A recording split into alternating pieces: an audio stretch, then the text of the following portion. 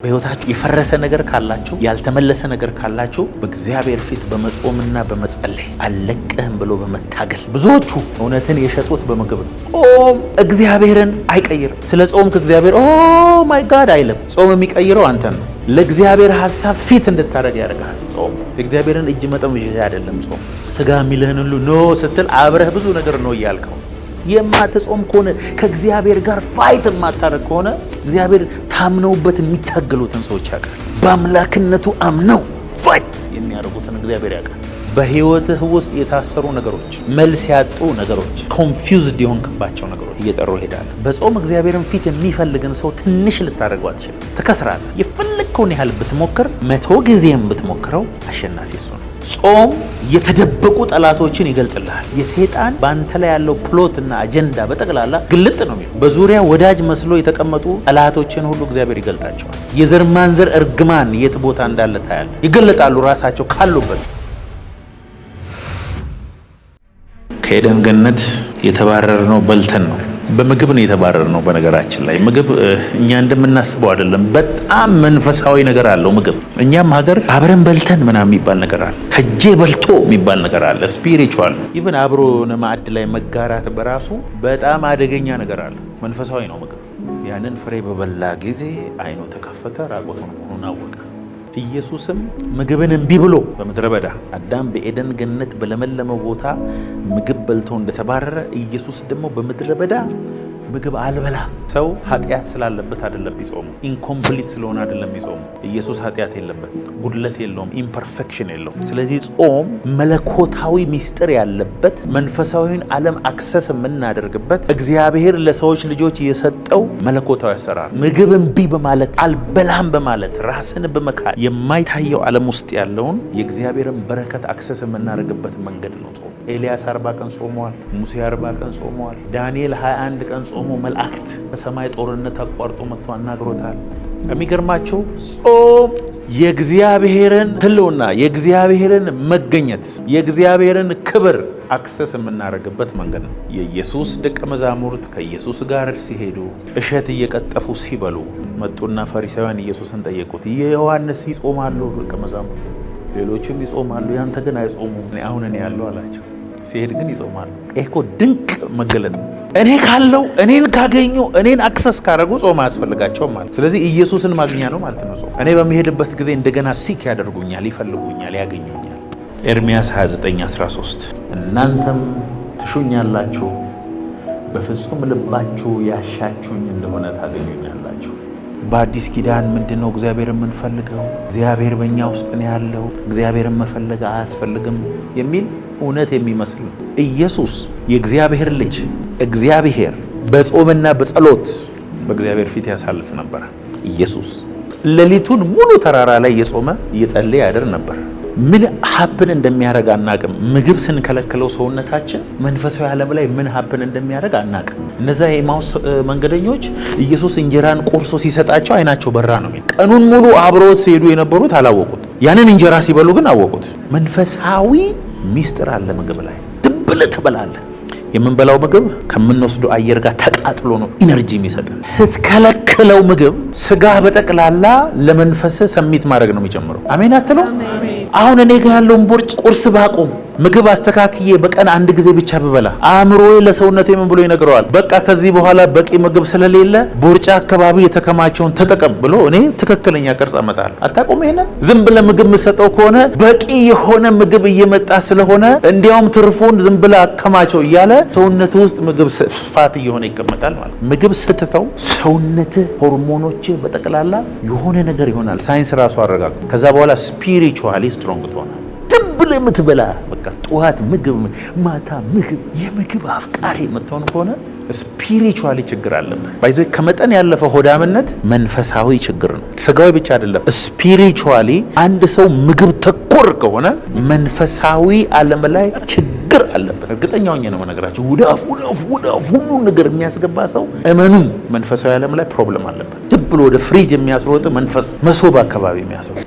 ስለዚህ በፍጹም ልባችሁ ታገኙኛላችሁ። ጾም እግዚአብሔርን በውስጥ ማንነታችን የምንፈልግበት መንገድ ነው።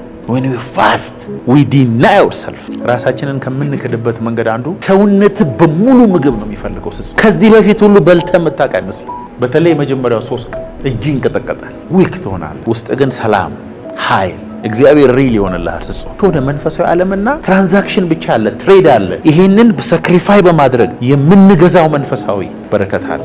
ራስን በመካድ ይገርማል በጣም መለኮታዊ አቅጣጫ ዲቫይን ዳይሬክሽን እና ጋይዳንስ ምሪት ስንፈልግ መጾም አለበት። እስራኤልን ሲመራ ወደ ኢየሩሳሌም ጾም ነው ያዘዘው። እግዚአብሔርን አቅጣጫ በህይወታችሁ መወሰን የሚያቀታችሁ ነገር፣ የምትጨነቁበት ነገር፣ አደገኛ ውሳኔ የምትፈልጉበት ነገር ሲኖር፣ ከእግዚአብሔር አቅጣጫ የምትፈልጉት ሲኖር መጾም ነው ያለባችሁ። በጣም ኃይለኛ ጾም፣ የቆረጠ ጾም መጾም አለባችሁ። what shall I do Lord አላቅም ምን እንደማደርግ በአምላካችን ፊት ራሳችንን እናዋርድ ዘንድ ከእርሱም የቀናውን መንገድ ለእኛና ለልጆቻችን ለንብረታችንም ሁሉ እንለምን ዘንድ በዚያ በአዋ ወንዝ አጠገብ ጾም አወጅኩ። we have to fast for divine direction። ለነገራችን ሁሉ መልስ ያለው በእግዚአብሔር ሕልውና ውስጥ ነው። አሜን። ጾመ ጸልየ ስትወጣ ፓወር ትቀበላለህ። ይሄን ነው የሚወደው የሲጄ ሰው to receive power። ሉቃስ 4:14 ኢየሱስም በመንፈስ ኃይል ወደ ገሊላ ተመለሰ፣ ስለ እርሱም በዙሪያው ባለች ሀገር ሁሉ ዝና ወጣ ይላል። 40 ቀን ጾሞ ሲጨርስ 40 ቀኑ ጾሞ ተፈትኖ ከምድረ በዳ ሲወጣ ይላል በመንፈስ ቅዱስ ኃይል ወደ ገሊላ ተመለሰ ይላል። ከዛስ ስለ እርሱም በዙሪያው ባሉ ሀገሮች ሁሉ ዝና ወጣ ይላል። ልትደብቀው አትችልም። እኔ በህይወቴ 40 ቀን ትክክለኛ ጾሞ ጸልዮ ዲስትራክትድ ያልሆነ የሚፈልገውን በእርግጠኝነት አውቆ የወጣ ሰው ዝናው ይወጣል። እግዚአብሔር ስምህን ማግኒፋይ ያደርገው። 40 ቀን በላ፣ 40 ዓመት በላ ወይ ምግብ። አሁንማ በቃ በየቲክቶኩ የክትፎ አይነት የምን አይነት በየቴሌቪዥኑ የምግብ አይነት አይንህ ላይ ያዞሩ እኮ አሁን መጾም አትችልም። ልጹም ብትራሱ በሚቀጥለው ሳምንት ይሆንልኝ ነው። የምግብ አብዮት ተነስቷል ኢትዮጵያ። ይበላል። የእግዚአብሔር ቃልና እንጀራ ነው የተወዳደረው። if you need power fast።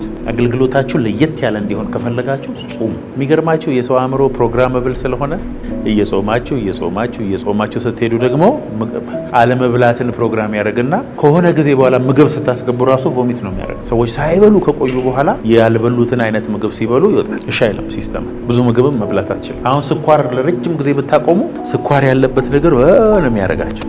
የኛ አእምሮ እንደዛ ነው የሰራው። መጾምን ሰውነትን እያስለመድከው ስትሄድ ምግብ እያስጠላ ይሄዳል። መብላትን በጣም እያስለመድክ ስትሄድ እግዚአብሔር ይሄ የኔ ግምቴ ነው። በሳይንስም በመጽሐፍ ቅዱስም ሳይሆን የራሴ ግምት። እግዚአብሔር ሲፈጥረን አሁን እንደምንመገበው አይነት አድርጎ የፈጠረን አይመስለኝም። እንቅልፍ ስትነሳ ምግብ፣ እዛ ላይ ምሳ ላይ ምግብ፣ ከዛ እራት ምግብ፣ መክሰስ ምግብ፣ ሻይ ቡናን ብለህ ምግብ ዝም ብለህ ወደ አፍ እንድታስገባ በተአምር ተፈጥሯችን ታሪክም እንደዚሁ አይነግረንም። ወንድሞች ጫካ ሄደው እንትን ብለው ሰርተው ለፍተው በቀን አንዴ እንድንበላ አይነት ነው የተሰራ።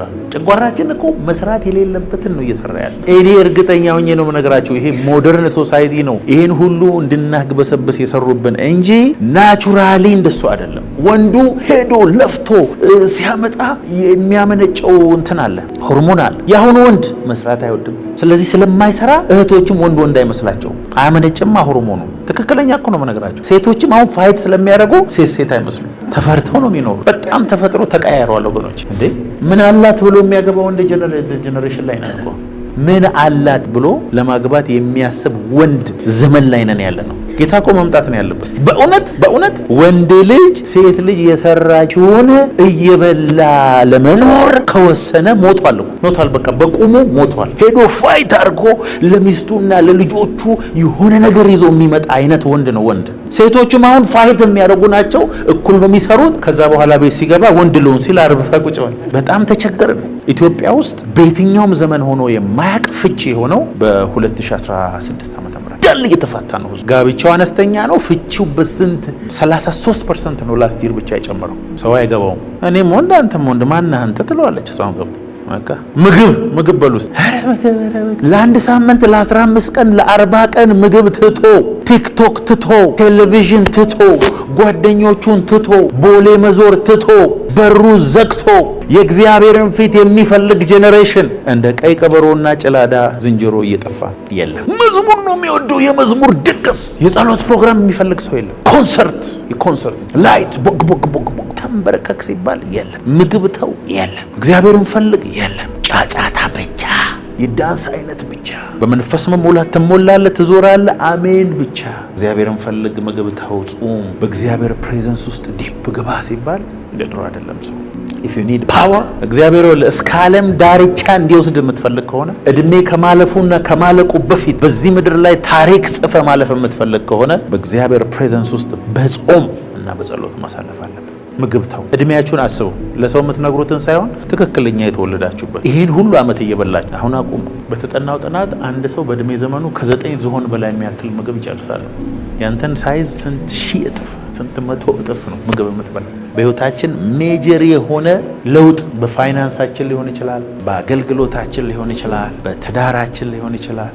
ሜጀር የሆነ የሚታይ ቪዚብል ነገር መቀየር የምንፈልግ ከሆነ መጾም አለብን።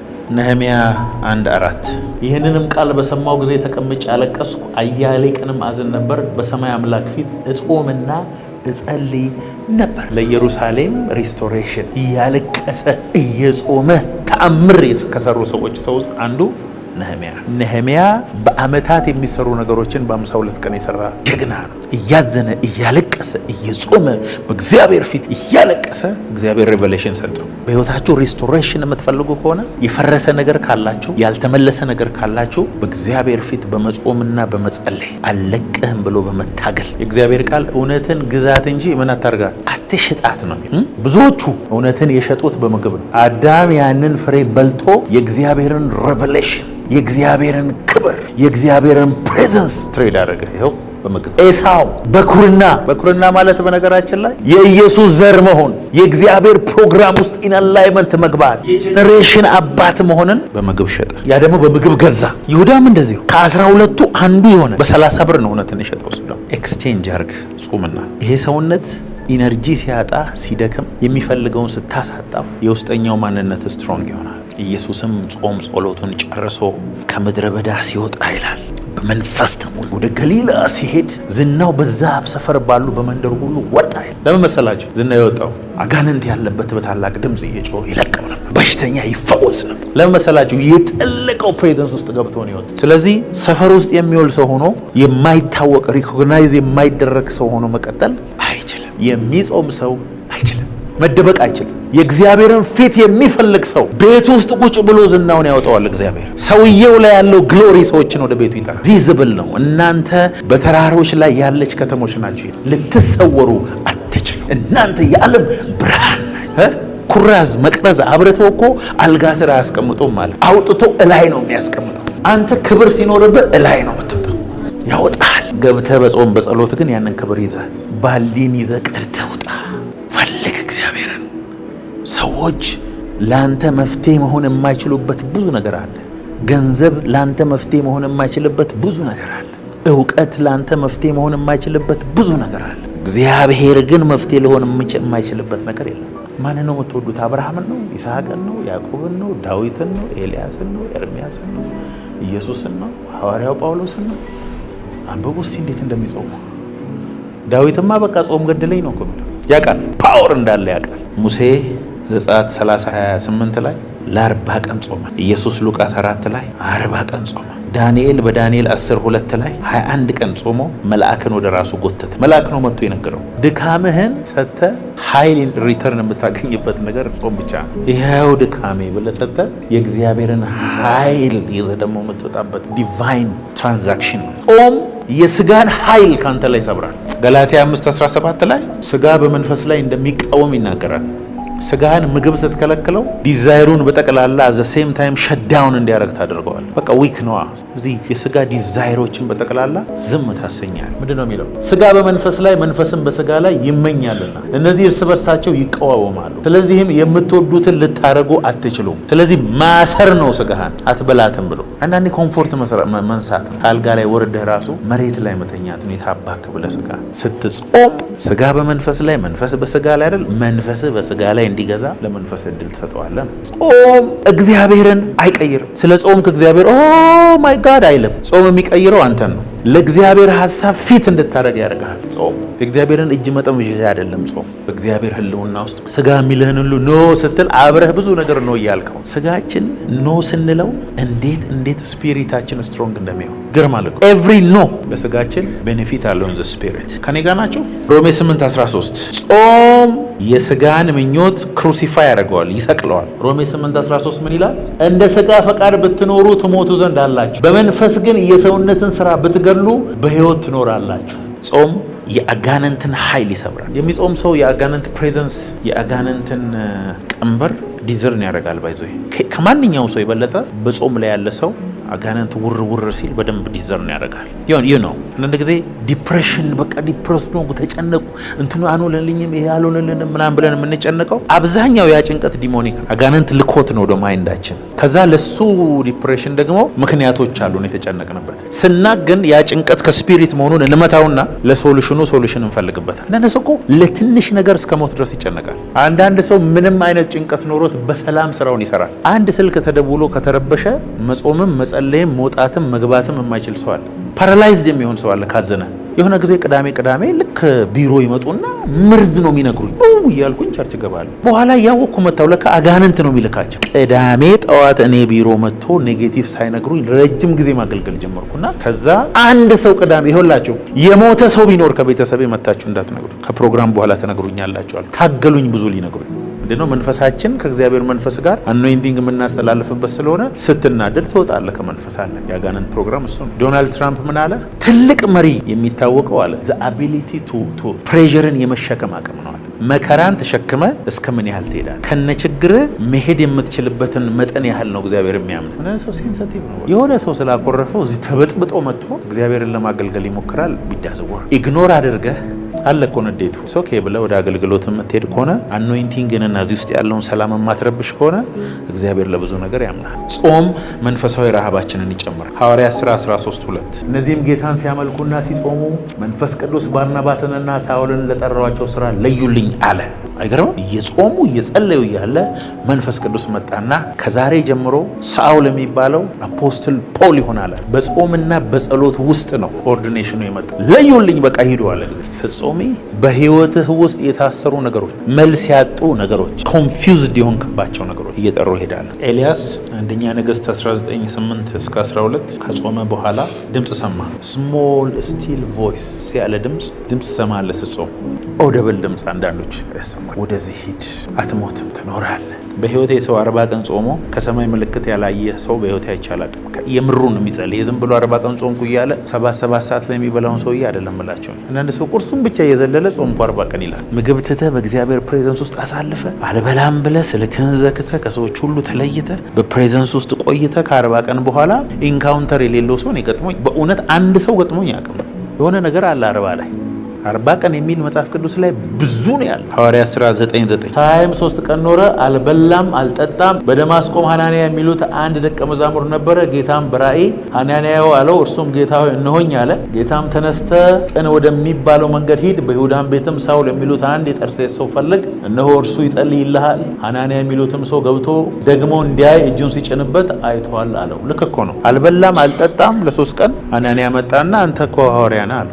በቃ ከዚህ በኋላ እግዚአብሔር ባሪያ ነህ። እሺ ኤስ አይኔ ሲል ያ በቃ አለው። አየ። ከዛ በላ ተነሳ። ካየው ብርሃንና ኢንካውንተር የተነሳ ነው ይሄን ያቆመው እሱ ምግቡን ማቆሙ ግን ጥሪው ጋር አላይመንት ገብቶ እንዲኖር አድርጎታል። እንዴ አንዳንድ ሰው እኮ እግዚአብሔር እንዲጾም እየጠበቀው ነው ትልቅ ነገር ሊሰጥ። እግዚአብሔር ምስክሬ እኔ ስጾም በህይወቴ ላይ የሚሆኑ ነገሮችን እኔ በምንም በሌላ አግኝቼ አላውቅም። ጾም ፓወርፉል። የሚጾም ምን ሰው አትችሉትም። you cannot defeat him። ትችለውም የሚጾምን ሰው በጾም እግዚአብሔርን ፊት የሚፈልግን ሰው ትንሽ ልታደርገው አትችልም። ትከስራለህ። የፈለግከውን ያህል ብትሞክር 100 ጊዜም ብትሞክረው አሸናፊ እሱ ነው። ዶንት ትራይ። እግዚአብሔርን ፊት የሚፈልግ ሰው የሚጾም በእግዚአብሔር ፊት ያለን ሰው ውድቀቱን እንዲያው ትመኛለህ እንጂ አታይም። ከእግዚአብሔር ጋር ነው የሚገናኘው። ጾም የተደበቁ ጠላቶችን ይገልጥልሃል። የሰይጣን ባንተ ላይ ያለው ፕሎትና አጀንዳ በጠቅላላ ግልጥ ነው የሚለው። በዙሪያ ወዳጅ መስሎ የተቀመጡ ጠላቶችን ሁሉ እግዚአብሔር ይገልጣቸዋል። የዘር ማንዘር እርግማን የት ቦታ እንዳለ ታያለ። ይገለጣሉ ራሳቸው ካሉበት። አሁን እኛ ሀገር ሌባ የሆነ ቦታ ገብቶ ቢደበቅ ፖሊስ አያገኘውም። አሜሪካ ግን ይገኛል። የሆነች ነገር አለች፣ አረንጓዴ ጭስ ነው የምታወጣው፣ ይወረውሩለታል። ይኸውልህ እያሳለው ቮሚት እያደረገ ይወጣል ወደፊት። ተውጣ ነው የሚሉት፣ አልተወጣም። አዎ ያቺን ነገር ብቻ ሲወረውሩ መተንፈስ አትችልም። ስለዚህ እያሳለ ትወጣለህ። ጾም እንደዛ ጠላትን ካለበት ሁሉ ያወጣቸው። አሜን። የጠላትን ታክቲክና ቴክኒክ ሁሉ ታያለህ። ከዚያም ወዲያ ኢየሱስ ከዲያብሎስ ይፈተን ዘንድ መንፈስ ወደ ምድረ በዳ ወሰደው ይላል። 40 ቀንና 40 ሌሊትም ከጦመ በኋላ ተራበ። ፈታኝም ቀርቦ ይላል የእግዚአብሔር ልጅ ከሆንክ እነዚህን ድንጋዮች እንጀራ እንዲሆኑ በላለው። መጀመሪያ ከእንጀራ ነው የተጀመረው ጦርነቱ። እንብላ ባካ ነው የመጀመሪያውን። ከዛ እርሱም መልሶ ሰው ከእግዚአብሔር አፍ በሚወጣው ቃል ሁሉ እንጂ በእንጀራ ብቻ አይኖርም ተብሎ፣ ይሄ ብቻውን እኮ አደገኛ የጾም ሴክሬት ነው። ርቦሃል፣ 40 ቀን ነው ጨርሰሃል ጾምህን፣ በቃ አንተ የእግዚአብሔር ልጅ ቀይርና እንብላ አለው። ያ እሱ የሚቀይረው እንጀራ ችግር አለበት። ከዴስቲኒው ላይ ያስወጣው እንደሱ አድርጎ ነው አዳምን ያስወጣው። ይሄኛው አዳም በእንጀራ አይደለም የሚኖረው፣ ከእግዚአብሔር አፍ በሚወጣው ቃል ነው የሚኖረው። ሃሌሉያ። ስትጾም ማንም አይችልም። ስትጾም ጤናማ ትሆናለህ። ሳይንስ አረጋገጠው። የሚጾሙ ሰዎች ሰውነታቸውን ዲቶክሲፋይ ያደርጋሉ። ሰውነት በጠቅላላ ምንድነው የተቸገርኩት ብሎ እንደገና አእምሮ ብዙ ነገሮችን ይልካል። እስቲ አጥሩት ችግር አለ ወይ ብሎ በዛው እግረ መንገዱን ብዙ ችግሮች ትፈወሳለህ። ብሬን ምን ይላል? እጥረት አለ፣ ምን እንደተፈጠረ አይታወቅም፣ ምን እንጠቀም አሁን ብሎ እንዳለ ኢንፎርሜሽን ይልካል ወደ ሰውነት። ከዛ ቦርጭ ምናምን ላይ ያሉ ስቦች በጠቅላላ መቅለጥ ይጀምራል። ለሰውነትህ ከስቶር እያወጣ ትጠቀማለህ። ጂም ቤት ገብተህ ከምታመጣው የበለጠ በጾም ታመጣለህ። የስኳር መጠን ይስተካከላል፣ የደም ዝውውር ይስተካከላል፣ የቆዳ ከለር ይስተካከላል። እህቶች አሁን ሜካፕ ከምታበዙ ጾሙ፣ የበለጠ ታምራላችሁ። የእውነቴን እኮ ነው የምላችሁ፣ ፕሩቨን ባይ ሳይንስ። ቤትን ዘግተህ ፍራሽ አንጥፈህ ወይ ጨርቅ አድርገህ ትራሶች ደርድረህ ለብቻ ያለ ሰው መዝሙር ከፍተህ ጸጥ ብለህ በመንፈስ ቀልጠህ እዛኛው ክፍል ገብተህ ስትወጣ መስሪያ ቤት ቦታ፣ ቸርች፣ ንግድህ ላይ ብዙ ነገሮች ላይ ለውጥ ታያለህ። ፊዚብል የሆነ ለውጥ። እግዚአብሔር ሆይ ምንድነው መጽሐፍ የማነበው ነገርና እኔ ህይወቴ አብሮ አልሄድም። ጾም ጸሎት ገባው ከባለቤቴ ጋር 7 ቀን አደገኛ ጾም ጸሎት፣ የሞት ጾም ጸሎት፣ ድራይ ጾም ጸሎት። 3ኛ ቀን ላይ ሽሮ ፍትፍት በላን፣ 7ቱን ጨረስን። የማትጾም ከሆነ ከእግዚአብሔር ጋር ፋይት የማታረግ ከሆነ እግዚአብሔር ታምነውበት የሚታገሉትን ሰዎች ያውቃል። በአምላክነቱ አምነው ፋይት የሚያደርጉትን እግዚአብሔር ያውቃል። ኖ ኖ ኖ ኖ ኖ ኖ ኖ ኖ ብሎ የሚታገሉትን እግዚአብሔር ይኸው መታገል አለበት። አዲስ ኪዳን ነው፣ የግሬስ ዘመን ነው፣ እንደዚህ ነው ምናምን። ኢየሱስ ክርስቶስ ጾሟል። ሐዋርያው ጳውሎስ፣ ጴጥሮስ ጾሟል። ዮሐንስ ጾሟል። ምን ነው የምታወሩት? ስፒሪቹዋል ትራንዛክሽን ፓወር የምናገኝበት ነው። ዳይሬክሽን የምናገኝበት ነው ጾም። እግዚአብሔር እንዲፈርድልን የምናደርግበት ኢንስትሩመንት ነው ጾም። ለእግዚአብሔር አሰራሩን ሁሉ በሕይወታችን እንዲሰራ መንገድ የምንከፍትበት መንገድ ነው ጾም። 7 ሰዓት ላይ የበላችሁ ጾም አትብሉ። አንድ ቁርስን መዝለል ጾም አይደለም። ሰውነት በቃ ዜሮ እስኪሆን ድረስ እምቢ በልና በእግዚአብሔር ፊት ሆኖ ዴታ ስራ የሚያስቸግር ከሆነ ስራ ውስጥ በቃ ኢርፎን ጆሮ ውስጥ አድርገህ በመንፈስ ሆነ ግባ። መንገድ ላይ ወክ እያደረግ ቤት ጾመ ከደከመ ውጣ፣ ችግር የለውም። አስፋልት ላይ መዝሙር እየሰማ ከሰዎች ጋር አታውራ። አንዳንድ ሰው ዲመን ነው ተሸክሞ ወደ ህይወት የሚመጣው። ማንም ይሁን አታገኝ ሰው ምጾም ከሆነ መንጭቃችሁ ውጡ እንጂ የሆነ ጊዜ ዘሴም ሰርክል እየተመላለሰ አንድ አይነት ነገር በህይወት ላይ የሆነ ዝም ብሎ ሲሄድ የሆነ ቦታ ላይ መበጠስ እንዳለበት ሊገባህ ይገባል። ዋስ ጎይንግ ኦን ማለት አለብን። ባለፈው ዓመትም ዘንድሮም በሚቀጥለውም ወዲያኛውም በቃ ለአእምሮ ይሄውን እድሜ ዘመን እያልክ እየኖርክ ከሆነ something is wrong። ጨክነ መበጠስ ያለብህ ነገር አለ። ብጥስጥስጥስ አድርገህ የመለኮታዊ ፍጥነት ዲቫይን ስፒድ ሚስጥሮችን ጾም ይከፍታል። 2ኛ ነገሥት 6:25 እና 7:1 ላይ በእስራኤል የነበረውን ረሃብ ታውቃለህ። እና ኤልሳ ምንድን ያለው? ነገ በዚህ ሰዓት አሜን በሉ እንጂ ሚስትሪስ ዲቫይን ሚስትሪስ የምንቀበለው ስሩ ፋስቲንግ። አለመብላትን የመሰለ መንፈሳዊ ጥቅም ያለው ነገር የለም። መብላት አይደለም። ሰላም ነው የምትፈልጉት? ጾሙ። ጆይ አንስፒከብል ነው የምትፈልጉት? ጾሙ። እግዚአብሔር ከሰማይ እንዲፈርድላችሁ ነው የምትፈልጉት? ጾሙ። ነገሮቻችሁ ዘግይተዋል? ጾሙ። በእግዚአብሔር ዘንድ በጣም ከባድ ጥያቄ የሆነባችሁ ነገር አለ? ጾሙ። ለምን እግዚአብሔር ሆይ ለምን ይሄ ይሆናል የምንለው ነገር እኮ አለ። ጾሙ። ዋይ ሚ ዋይ እኔ ፋሚሊ ለምን እኔ እንዴት የምትሉ ከሆነ ጾሙ። 3 ቀን 3 የሚባለው ቁጥር መለኮታዊ ሚስጥር ያለበት ቁጥር 3 7 21 40 የሚባሉ ቁጥሮች በመጽሐፍ ቅዱስ ላይ በትክክል ተቀምጠዋል። ሄዳችሁ ደግሞ ስታየው 3 የሚለው ቁጥር በጣም በጣም ሚስጥራል። እናንተም ስፒሪት ሶል ቦዲ ነው። እግዚአብሔርም አብ ወልድ መንፈስ ቅዱስ 3ኛ ሰማይ አለ። 3 የሚባለው ነገር በጣም ብዙ ትርጉም አለው። 3 ቀን እስቲ ምግብ ተው። 3 ቀን ስትተው ግን ስራም ተው። ቴሌቪዥንም ተው፣ ስልክህንም ተው። ማይንድህ ሴንትራሊ ኮንሰንትሬት የሚያደርገው እግዚአብሔር ነው። you'll see something ሜጀር የሆነ ትልቅ ነገር በህይወታችሁ የምትፈልጉ ከሆነ ደግሞ 40 ቀን ጾም። መዋጋት ስትፈልጉ 21 ቀን። ዶሮ እኮ እንቁላሏ ላይ ስትቀመጥ 21 ቀን ስፒሪቹዋል የሆነ እንትን እኮ ሰርክል አለ። 21 7 ጊዜ 3 ነው 21። እኔ በቁጥር አምናለሁ። በነገራችን የተወለዳችሁበት ቀን ራሱ መንፈሳዊ ሲግኒፊካንስ አለ። ያላገባችሁ ጾሙ፣ አግብታችሁ እየተጣላችሁ ያላችሁ ጾሙ፣ ነገሮቻችሁ የዘገየባችሁ ጾሙ። ልንገራችሁ መንፈሳዊ ከፍታ አለ። 1 2 3 እያለ ማለት ነው። ከክብር ወደ ክብር እንለወጣለን አይደል የሚለው ደረጃ አለ። አንዳንድ ሰው እዚህ ጋር ይደርስና በቃ እዛው ጋር ዝም ብሎ ይሽከራል። እዚህ አዳራሽ ውስጥ የገባ እኮ እዚህ ጋር ይሽከረከራል። መሰላል ይዞ የመጣ ደግሞ ጣራው ላይ መውጣት ይችላል። እዛ ላይ ከወጣ በኋላ እዛ ጋር ያለው አክሰስ ያንተ ነው። በፍጹም እናንተን እምቢ ብሎ ሌላ ሰው የሚል ነገር አለ። አይታችሁ ታውቃላችሁ? በቃ ያ ሰው ከረዳችሁ ያንን ነገር አክሰስ ማድረግ ትችላላችሁ። አረዳችሁ አይሆን። ሌየር ነው። ሌየር ነው። ሌየር ቀይር። በጾም ስትጾም የሆነ መንፈሳዊ ከፍታ እንዴት ይጨምራል። ኢየሱስ ጌታ። እግዚአብሔርን የሚራብ ትውልድ እየጠፋ እኮ ነው ወገኖች። እውነት ጾም ጸሎት ሲባል ኦሪጂናሉ ጾም ጸሎትና የዚህ ዘመን ደግሞ የራሱ የሆነ ጾም ጸሎት አለ። ቢብሊካል ያልሆነ ማለት ነው። በራሳችን 100 ዓመት ብንሮጥ መድረስ የማንችለውን ከእግዚአብሔር ጋር እኮ በ100 ቀን እንደርሳለን። ነገር ከጌታ ጋር እርምጃ ስንጀምር ሌላ ነው ውጤቱ። ሰውም ሰይጣንም ማንም እኛም የምናውቀው ነው። እግዚአብሔር ሆይ ጾመን ፊትን የምንፈልግበት ኃይል በኢየሱስ ስም ጨምርልን። ቃልህን የምናሰላስል ሰዎች አድርገን ለመንፈሳዊ ሕይወታችን ቅድሚያ መንግስትህን የምናስቀድም ሰዎች አድርገን